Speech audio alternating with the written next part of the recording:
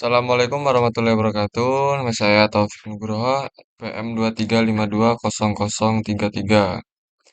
Di sini saya akan mengerjakan tugas metalurgi, yaitu tentang heat treatment proses.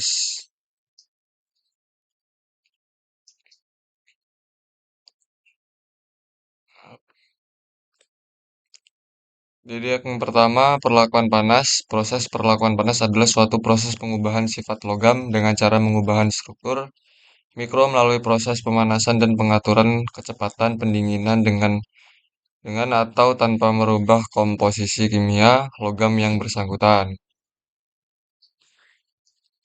Sifat allotropic. Adanya sifat allotropic dari besi menyebabkan timbulnya variasi struktur mikro dari berbagai jenis logam.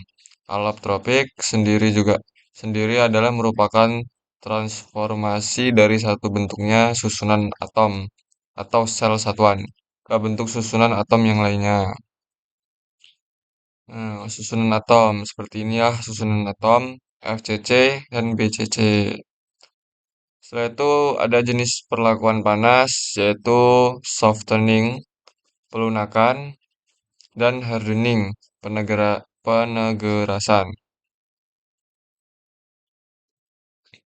Setelah itu austenisasi. Tujuan proses austenisasi adalah untuk mendapatkan struktur autenit yang homogen.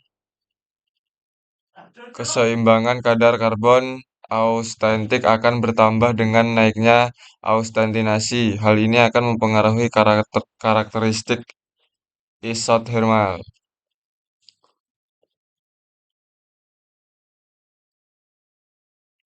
Setelah itu hardening. Hardening adalah perlakuan panas terhadap logam dengan tujuan meningkatkan kekerasan alami logam.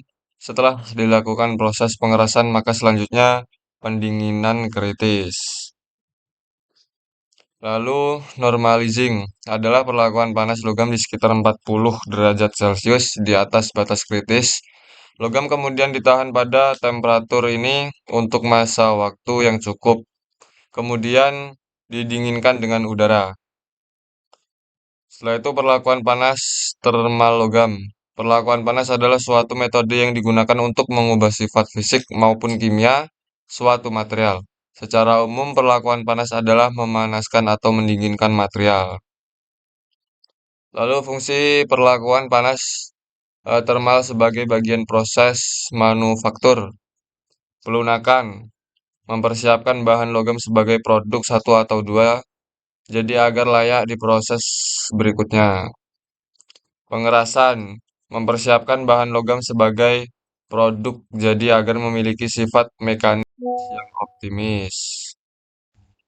Setelah itu, homogenizing, pemanasan pada temperatur tinggi di daerah fasa autentis jauh di atas titik kritis A3 dan ACM. Bertujuan untuk menghilangkan efek segregasi kimia akibat proses pembekuan lambat. Ingat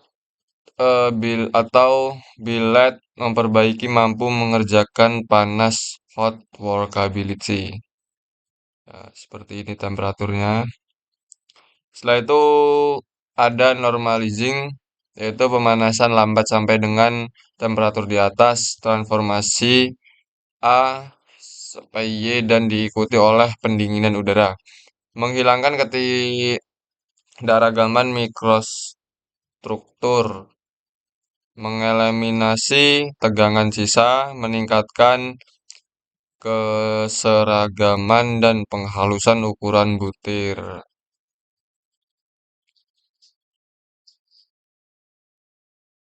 Full annealing, pemanasan sampai temperatur sedikit di atas transformasi A sampai Y. A. Hypotension steel dan A. Hyprotectoid steel yang diikuti oleh pendinginan lambat di dalam dapur. Pembulatan cemented protoid adalah karbida lainnya sehingga memperbaiki keuletan baja, menghasilkan kekerasan kekuatan yang diminum sehingga mudah dilakukan deformasi pada pengerjaan dingin, menghilangkan struktur martensit pada baja paduan yang mungkin terbentuk akibat pendinginan relatif cepat melewati transformasi Y sampai A. CL biasanya dilakukan pada baja yang akan dipasok ke pasaran. Setelah itu ada normalizing full annealing. Normalizing membentuk mikrostruktur lebih halus dibandingkan full annealing meskipun pemanasan dilakukan pada temperatur yang lebih tinggi akibat laju pendingin yang lebih cepat. Annealing lainnya tujuannya untuk meningkatkan mampu mesin machinability pada baja yang akan dimachining serta meningkatkan ketangguhan logam yang rapuh. Hal ini dikarenakan beberapa produk mensyaratkan karbida yang tinggi agar memiliki ketahanan aus tinggi. Namun jika karbida tersebut berbentuk perlit, maka ketangguhan akan rendah. Caranya dengan membulatkan sementit atau karbida. Yakini, bila struktur awal produk adalah varit, produk dipanaskan selama 16 sampai 24 jam pada temperatur sekitar 700 Celcius, yakni sekitar temperatur autoctoid atau AL. Bila struktur awal produk adalah maratensis, produk dipanaskan selama 1 sampai 2 jam pada temperatur sekitar 700 derajat Celcius, yakni sekitar temperatur autantoid atau AL. Struktur mikro yang dihasilkan yakni struktur sporoid dari karbida. Dan di sini annealing lainnya, stress level annealing.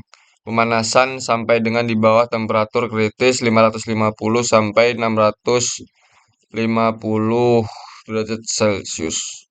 Baja karbon dan paduan rendah 600 sampai 750 derajat Celcius, baja perkakas.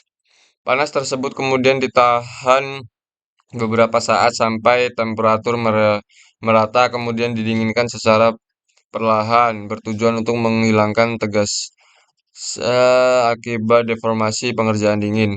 Struktur mikro yang dihasilkan sama dengan awal mula logmu, namun tanpa adanya tegangan sisa atau tegangan dalam yang menyertai. Reskristalisation annealing, pemanasan set temperatur 600 derajat Celcius, sedikit di bawah temperatur kritis.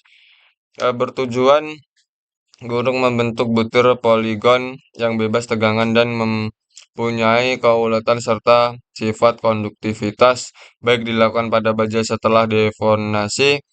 Pengerjaan dingin temperatur yang dibutuhkan agar terjadi proses restrukturalisasi terpantau dan jam slogan dan bersama deformasi yang diterima. Semakin tinggi temperatur maka kecepat prakristasan terjadi ketika temperatur minimumnya tercapai. Maka kekuatan tarik akan berlining retap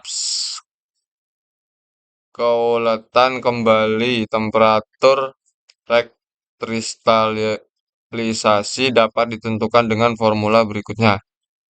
TH 0,4 tim data, CR temperatur rekristalisasi dan titik lelah lakum Kelvin. Annealing lainnya, quartz annealing, dilakukan pada baja jenis austentik yang dihomogenizing atau crystallization annealing, di mana diikuti oleh pendinginan cepat untuk menghindari terbentuknya endapan kabida, terutama pada batas. Butrin Lodge Thermal Annealing. Pendinginan cepat sampai temperatur tepat bawah daerah transformasi di tahun 1 sampai 2 jam, ditahan 1 sampai 2 jam diikuti pendinginan udara. Proses ini juga disebut gravitalization annealing. Cara yang caranya juga baja dipanaskan ke suhu lelah tinggi dari suhu kritis, kemudian ditahan untuk waktu yang lama, lalu cepat didinginkan ke suhu udara. Tujuan membuat transformasi dari autenik menjadi pesalin.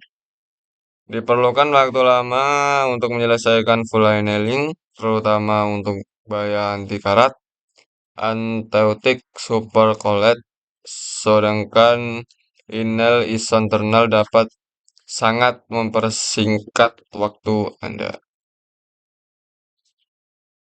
Proses ini untuk baja karbon tinggi C0,65%, baja perkasa, baja pada jumlah Can Patun 10%. Isothermal annealing juga membantu untuk mendapatkan ringan dan sifir Murena Serapani, tetapi tidak cocok untuk dimensi bebas. Ya, thanks. Mungkin hanya ini dari saya, kurang lebihnya saya mohon maaf. Assalamualaikum warahmatullahi wabarakatuh.